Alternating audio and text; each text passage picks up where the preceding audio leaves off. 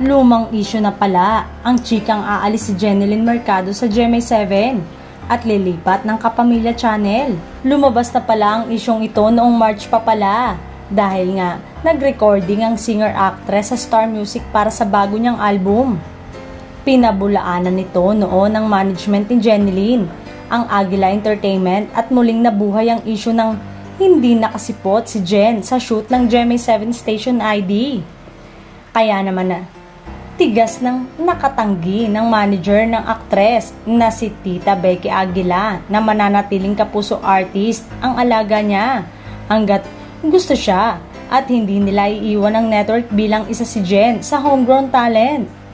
Anyway, mas lalong naliwanagan ang isyong lipatan o mas nagsabi pang naudlot ang paglipat dahil hindi nagkasundo. Ayon sa netizen na mas nakakaalam pa sa desisyon. Isa ito sa topic ng showbiz update vlog ni na OG Diaz at Mama Loy kasama si Tita Jegs na ibinandera kagabi, July 5 sa YouTube channel. Diba?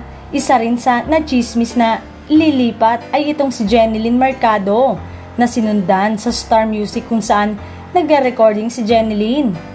May nakausap ako from ABS-CBN na Star Music lang talaga at hindi nila naisip na kunin si Jeneline. Eto nga ang sabi ng source ko.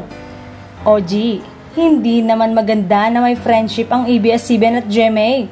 Porke nawala ang GMA ay sasaluhin namin. Syempre, para hindi namin isan lang friendship namin with GMA7. Pwedeng mag-collab ng teleseryeng bubuuin ng ABS-CBN at ilalabas sa GMA. Kuha tayong artista rito sa GMA, may artista rin kami tulungan. Kaya yan ang hintayin natin kasi mas lumalabas na parang inaalok ng Dreamscape Entertainment si Jeneline. Wala raw ganon, walang alukang nangyari. Hindi rin daw gagawin yon ng Dreamscape bilang respeto sa GMA. Kung sakaling may banggaan o alitan ng GMA at si Jeneline, ay hindi sasawsaw ang ABS-CBN.